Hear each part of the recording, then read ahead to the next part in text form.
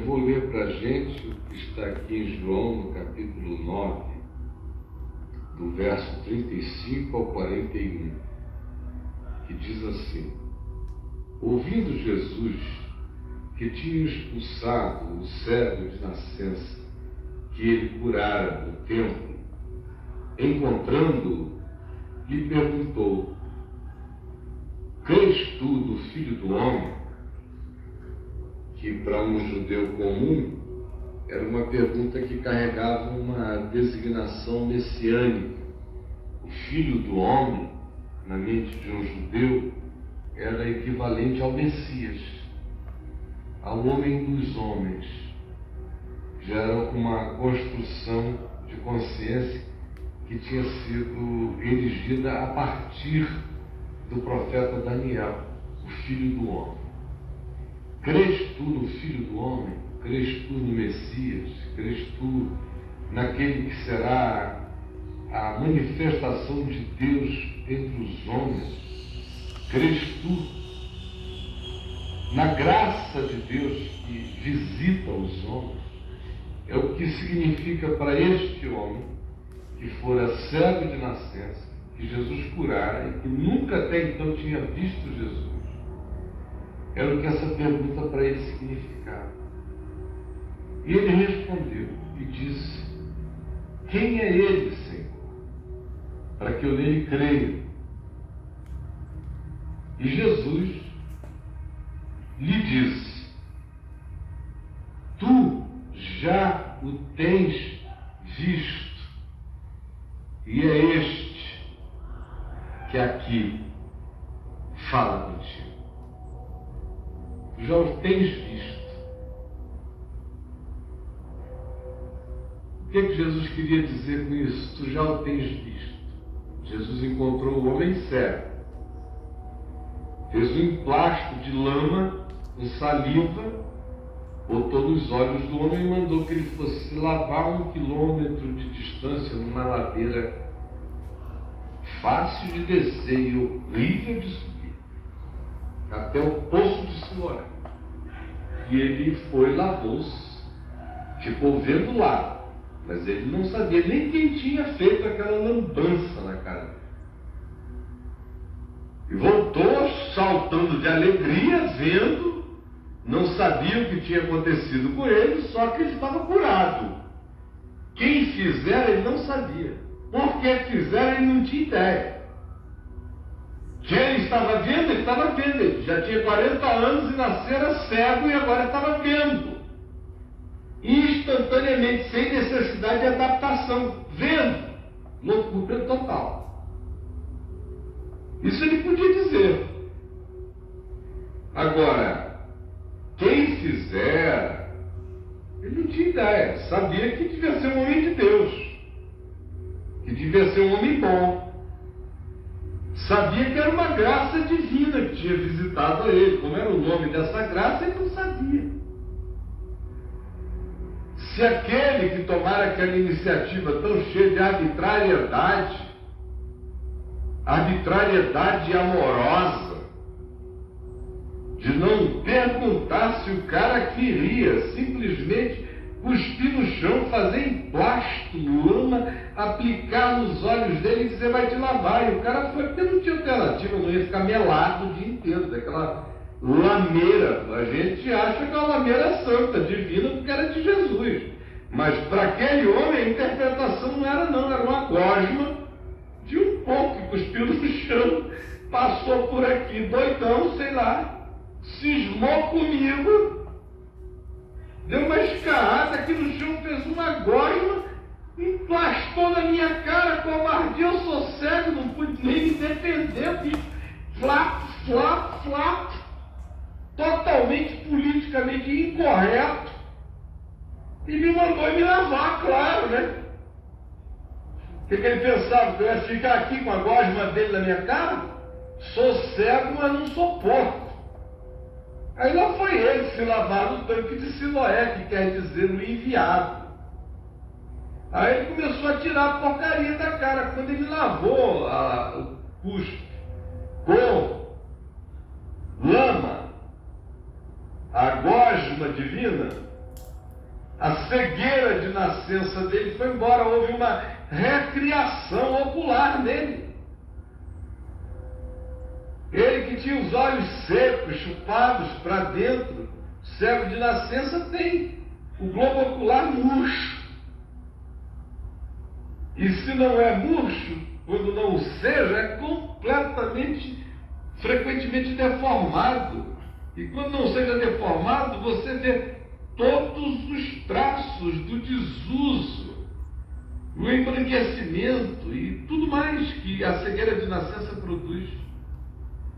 Então, de repente, está aquele homem com um olho com cor, castanho, preto, verde, azul, olhando tudo, sem convalescença de nada, ficou doido, saiu subindo, morrendo. Discutiu com o pessoal, depois eu vou falar sobre isso. Mas ele não sabia quem era Jesus, não tinha nenhuma informação, ele não foi evangelizado, ele não foi batizado, ele não foi catequizado, não sabia nada. Mas olha só a relação de Jesus com ele. Jesus encontrou esse homem e o perguntou agora, já depois de um monte de coisa, depois que ele já tinha sido expulso do templo e da sinagoga por enfrentar as autoridades religiosas, sem evangelho como informação, sem saber de Jesus como figura histórica, sem saber nem o nome dele, sem saber quem era. Mas enfrentou a religião em nome do bom senso, em nome da consciência, em nome do amor, em nome da gratidão, em nome da verdade, em nome dos fatos. Porque evangelho é amor, é gratidão, é verdade e é fato. Então era em nome do evangelho, embora ele não soubesse, era em nome da boa nova, que ele não conhecia como sistema, mas que ele conhecia como experiência. Ele fora vitimado pelo amor de Deus, pela graça de Deus, e ele sabia que essa eleição era louca, e em relação a ela, ele era só ação de graças. Sabia que aquele que o curara não podia ser um pecador, tinha que ser um homem de Deus. Sabia que a motivação dele era pura e santa, porque ele não tinha nada para dar, nada se pediu. Sabia que era uma ação de quem sabia que podia, e fez porque quis, e o que quis era bom, e o bom que desejou era a restauração da visão daquele homem. Para ele isso bastava. Por isso ele enfrentou a instituição mais poderosa do monoteísmo já criada na Terra. E enfrentou no templo, que representava essa simbolização mais poderosa do que qualquer representação monoteísta ainda signifique no dia de hoje. Barrou e enfrentou todo mundo, sem conhecimento do Evangelho como Evangelion, o nome de Jesus como Yoshua. Não sabia de nada, mas conhecia. Ele tinha se tocado. Ele não tinha a razão da informação, mas ele tinha a razão da intuição. Ele não sabia com o cérebro nem com a mente, mas o coração dele já sabia tudo. E ele cria sem volta, mesmo que nunca ninguém dissesse que Jesus era o nome daquele que tinha feito isso a ele, o coração dele ia continuar agarrado àquela relação sem nome, até que ele soubesse o nome daquele que o curara, quando ele entrasse na glória eterna. Mas Jesus vem e pergunta a ele, dá a ele esse privilégio. Porque tem muita gente que já conheceu essa graça, já conheceu esse amor, já provou essa misericórdia, já foi curada por essa bondade, vem sendo conduzida por essa mão, vem recebendo a intervenção daquele que eles não conhecem, vem sendo visitados por esse que não pediu licença, vem sendo instruído por esses cujo nome eles não sabem, vem sonhando verdades inspiradas por quem eles desconhecem, vem tendo a sua vida conduzida, entalhada por mãos invisíveis que eles não discernem, mas eles sabem que é amor, que é graça, que é boa intenção, que é uma vontade divina, porque vem carregada de bem no que faz, no que propõe. Pergunta Jesus a ele: tu crês no Filho do Homem? Ele respondeu e disse: quem é, Senhor? E dá informação para que eu nele creia. Porque seja quem seja esse tal de Filho do Homem, deve ser esse homem que não sei de quem é filho, mas me tocou ainda agora. Quem é? Porque eu creio nele. Porque agora eu creio que entre os filhos dos homens pode ter um homem com o amor de Deus, porque eu fui tocado por ele. Não sei quem é, não sei o nome, mas eu sei que essa possibilidade é real, porque me tocou. Quem é para que eu nele creia? Porque eu já estou todo predisposto. Eu já creio sem saber o nome. Saber o nome é uma guloseima agora. Saber o nome é só porque eu dei o nome ao que eu já creio sem saber o que é. Como tem milhares em volta da terra crendo sem saber o que é. Mas é Jesus fazendo bem aos cegos de nascença. É o Espírito de Deus alcançando os que não procuravam por Ele. É a graça divina se derramando soberana sobre todo homem, cumprindo o fato de que Jesus é a verdadeira luz que, vindo ao mundo, ilumina todo homem. Louvado seja Deus. Crês tu no Filho do Homem? Ele respondeu e disse: quem é, Senhor, para que eu nele creia? Porque eu creio nele, eu só não sei o nome dele, mas o meu coração sabe o que não sabe, mas o que eu não sei saber, eu sei como suficiência indizível, instalada como satisfação grata em mim. E Jesus lhe disse: já o tens visto. Que coisa linda, eu estou aqui conversando contigo. Você está me vendo? Olha o carinho de Jesus, olha o humor de Jesus, olha a delicadeza de Jesus. Já o tens visto aqui, ó. Olhou para ele, riu, botou a mão no ombro dele, disse: você está vendo ele? É esse cara aqui que fala contigo. Aí olha o homemzinho, que eu tenho um monte de gente na terra fazendo isso todo dia, no coração. Só não sabe para quem.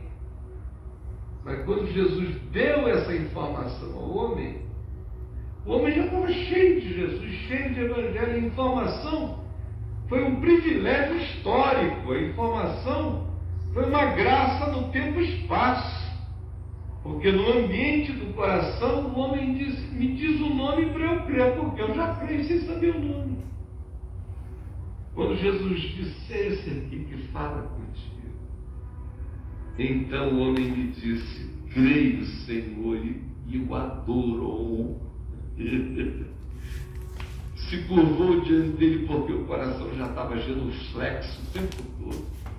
Por ele já tinha sido expulso da religião, já tinha conhecido até a frieza do pai e da mãe, que não quiseram assumir responsabilidade pela vida dele.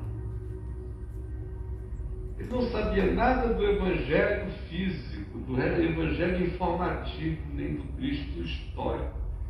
Mas no coração ele sabia do Jesus que toca os que não veem, que chega com graça nas vidas dos que não enxergam, dos que não sabem, dos que não observam. Porque Ele ama, foi Ele que nos amou primeiro, é Ele que nos ilumina, é Ele que vem a nós, é Ele quem nos quer, é Ele quem nos deseja. Por isso, para essas pessoas, como agora, por exemplo, tem um monte de gente que está me vendo agora, que já cria dessas coisas, não sabia o nome, mas está encontrando a identificação total. Está sentindo o meu toque humano, irmão, em nome de Jesus, dizendo, olha, é esse aqui, é esse amor de Deus, é esse Deus que é amor, é esse Deus de graça, que te tocou sem que tu pedisses, que te socorre sem que tu imagines, que te queira sem que tu saibas que o desejas. Sou eu. Só está faltando isso para o indivíduo cair no chão adorando, dizendo, era isso que eu queria, a vida inteira. Aí Jesus pronuncia um vaticínio, uma profecia que está se cumprindo hoje na terra, hoje aqui entre nós. Ele diz, eu vim a este mundo, preste atenção, é Jesus explicando uma das razões da vinda dele à terra, ao planeta, a quer ser encarnado. Preste atenção, Jesus dizendo, eu vim a este mundo para juízo, para produzir crise, para que se manifestem os pensamentos ocultos de todos os corações, a fim de que os que não veem, vejam. Os que não veem, aqueles que os homens dizem, esses são os cegos, esses não têm chance. Eu vim a esse mundo para estabelecer essa crise, para que aqueles que não viam passem a ver, e para que aqueles que são os presunçosos, arrogantes, como os religiosos que tinham disciplinado o pobre desse homem curado, que estava pecando por felicidade. Jesus disse, eu vim a este mundo para que esses que dizem que veem se tornem cegos. Na presunção de dizer nós vemos por vocês, eles se tornam cegos. Não reconhecem o que eu livremente faço, iluminando a quem quero e nem como quero. Querendo ser os gestores da luz divina, se tornam os cegos. Alguns dentre os fariseus que estavam perto, vendo a conversa, perguntaram a Jesus, acaso também nós somos cegos? Esse pessoal gosta de apanhar.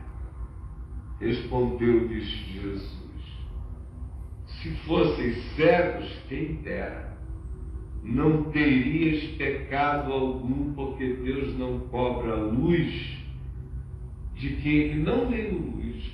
Se vocês não tivessem a luz, se vocês de fato fossem cegos, vocês não teriam pecado nenhum, porque Deus não cobra a luz de quem não tem luz. Mas porque vocês dizem, nós vemos, o pecado de vocês permanece. Vocês são cegos.